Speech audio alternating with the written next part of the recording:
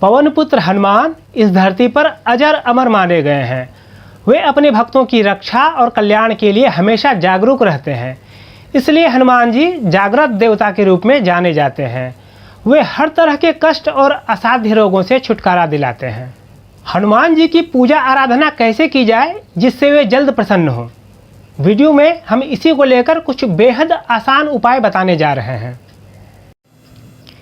कोई भी उपाय करने से पहले एक बात अच्छी तरह मन में बैठा लीजिए। हनुमान जी स्वयं मर्यादा पुरुषोत्तम श्री राम के अनन्य भक्त हैं।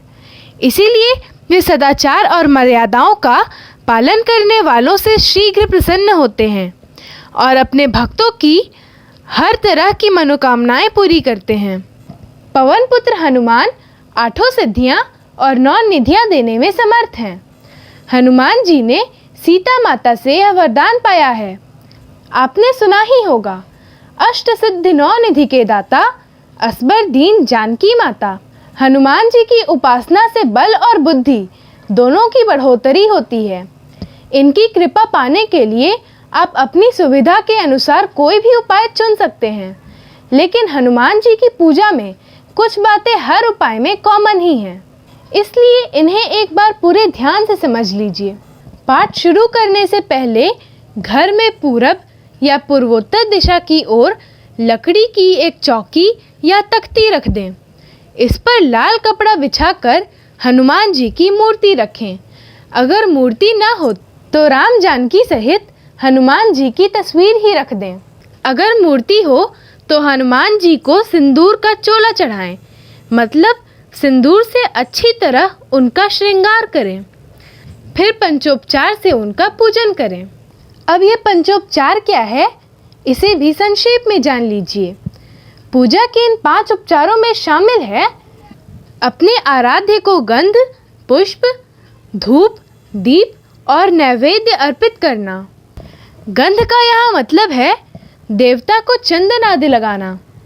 हनुमान जी को लाल चंदन या कुमकुम लगाएं।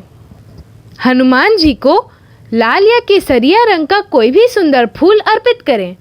इन्हें उड़हुल, गुलाब या गेंदे का फूल चढ़ा सकते हैं। देवदार की लकड़ी का प्राकृतिक धूप या कोई भी सुगंधित धूप पूजा के दौरान जलाएं। हनुमान जी के सामने शुद्ध घी के दीपक जलाएं। भोग लगाने के लिए गुड़ और चना रख सकते हैं।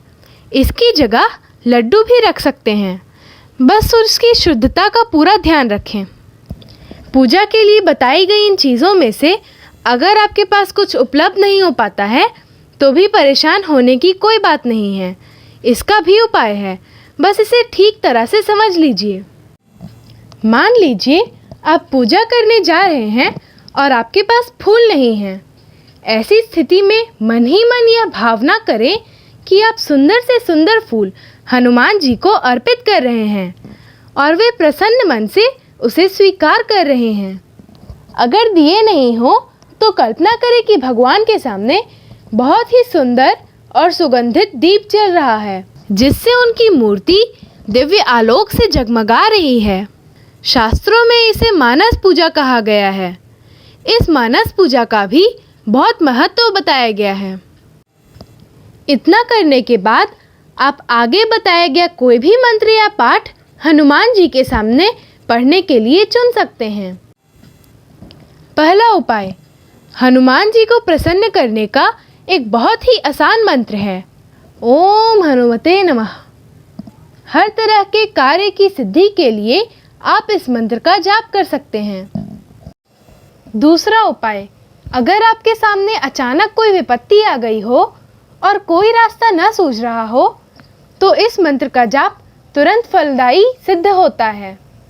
आप घर के ईशान कोण यानी पूर्वोत्तर कोने में घी का एक दीपक जला दें, फिर मंत्र का पाठ शुरू करें। मंत्र है, हनुमन सर्वधर्मज्ञ सर्व कार्य विधायक अकस्मादागतोत्पातन नाशयाशु नमोस्तुते। तीसरा उपाय, हनुमान चालीसा का एक मंत्र है, नासै रोग हरै सब पीरा जपत निरंतर हनुमत बीरा। किसी भी तरह के रोग के नाश के लिए आप इस मंत्र का पाठ कर सकते हैं। इस दोहे का हर दिन 108 बार पाठ करना चाहिए। रोग खत्म होने तक इसका पाठ करना चाहिए। चौथा उपाय, यह मंत्र भी हनुमान चालीसा का है। बुद्धिहीन तनु जानिके सुमिरौ पवन कुमार, बल बुद्धि विद्या देहु महि हरहु कलेश विकार। इस मंत्र का पाठ विद्या बुद्धि पाने के लिए या किसी भी तरह के कलह कलेश, रोग या शारीरिक कमजोरी दूर करने के लिए कर सकते हैं। इस दोहे का हर दिन 108 बार पाठ करना चाहिए। पांचवा उपाय, हर तरह से कल्याण के लिए हर दिन हनुमान चालीसा का पाठ करें। अगर कोई विशेष मनोकामना पूरी होने के लिए अनुष्ठान करना चाहते हो तो शनिवार को हनुमान जी की प्रतिमा को सिंदूर का चोला चढ़ाएं, पंचोपचार से पूजन करें, फिर हनुमान चालीसा का 100 बार पाठ करें। हनुमान चालीसा में ही कहा गया है, जो 100 बार पाठ कर कोई, छूटहि बंदी महासुख होई। कम से कम 7 शनिवार को यह पाठ जरूर करें। अनुष्ठान के समय ब्रह्मचर्य का पालन करना जरूरी है।